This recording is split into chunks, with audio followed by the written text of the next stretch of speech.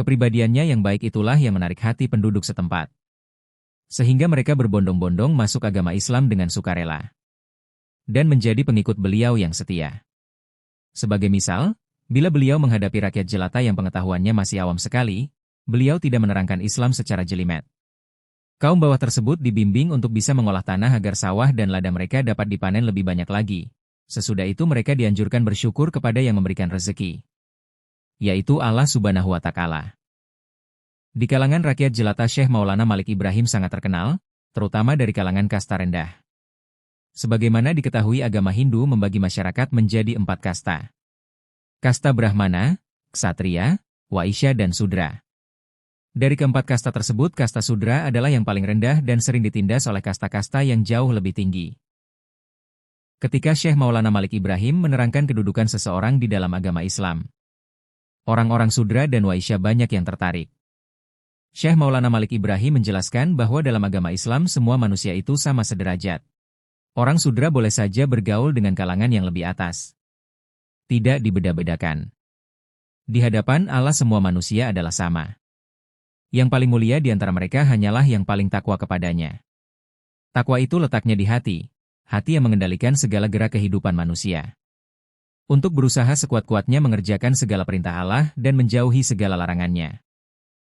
Maka dengan takwa itulah manusia akan hidup berbahagia di dunia hingga di akhirat kelak. Orang yang bertakwa, sekalipun dia dari kasta Sudra, bisa jadi lebih mulia daripada mereka yang berkasta Ksatria dan Brahmana. Mendengar keterangan ini, mereka yang berasal dari kasta Sudra dan Waisi merasa lega. Mereka merasa dibela dan dikembalikan haknya sebagai manusia utuh. Sehingga wajarlah bila mereka berbondong-bondong masuk agama Islam dengan sukacita. Setelah pengikutnya semakin banyak, beliau kemudian mendirikan masjid untuk beribadah bersama-sama dan mengaji. Dalam membangun masjid ini, beliau mendapat bantuan yang tidak sedikit dari Raja Charmain. Untuk mempersiapkan kader umat yang nantinya dapat meneruskan perjuangan menyebarkan Islam ke seluruh tanah Jawa dan seluruh Nusantara. Maka beliau kemudian mendirikan pesantren yang merupakan perguruan Islam, tempat mendidik dan menggembleng para santri sebagai calon mubalik. Pendirian pesantren yang pertama kali di Nusantara diilhami oleh kebiasaan masyarakat Hindu, yaitu para bihu dan pendeta Brahmana, yang mendidik cantrik dan calon pemimpin agama di mandala-mandala mereka. Inilah salah satu strategi para wali yang cukup jitu, orang Buddha dan Hindu yang mendirikan mandala-mandala untuk mendidik kader tidak dimusuhi secara frontal. Melainkan beliau-beliau itu mendirikan bentuk pesantren yang mirip mandala-mandala milik kelompok Hindu dan Buddha tersebut untuk menjaring umat. Dan ternyata hasilnya sungguh memuaskan. Dari pesantren Gresik kemudian muncul para mubalik yang menyebar ke seluruh Nusantara. Tradisi pesantren tersebut berlangsung hingga di zaman sekarang, di mana para ulama menggodok calon mubalik di pesantren yang diasuhnya. Bila orang bertanya sesuatu masalah agama kepada beliau, maka beliau tidak menjawab dengan berbelit-belit, melainkan dijawabnya dengan mudah dan gamblang.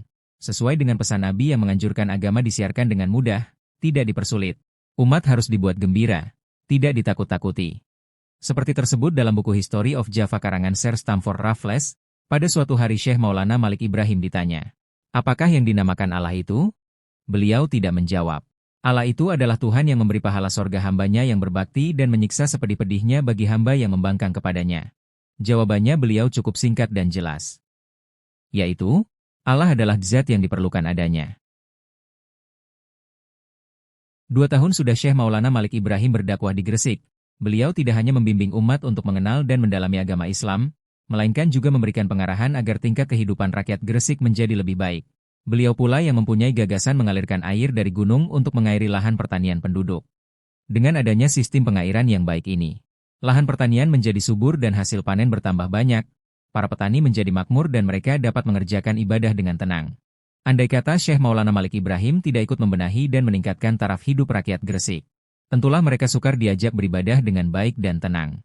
Sebagaimana sabda Nabi bahwa kefakiran menjurus pada kekafiran.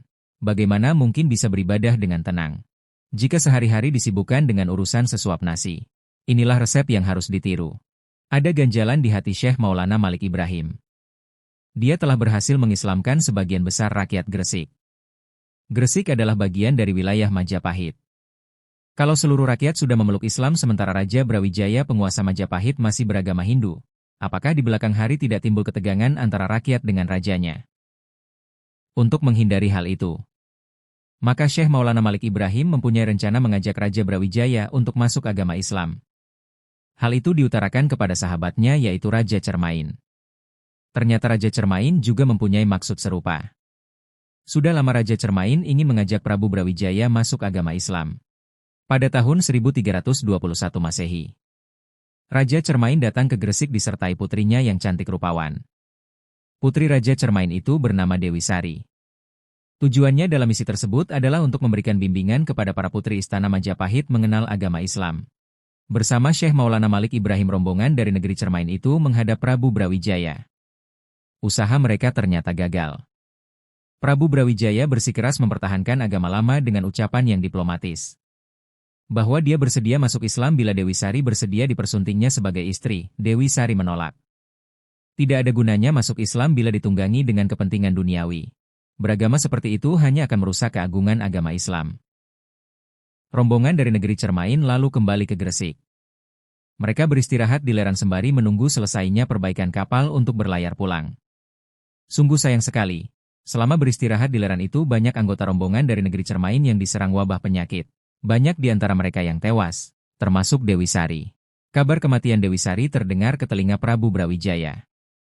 Raja yang memang tertarik dan merasa jatuh cinta kepada Dewi Sari itu, kemudian menyempatkan diri beserta punggawa kerajaan ke desa Leran.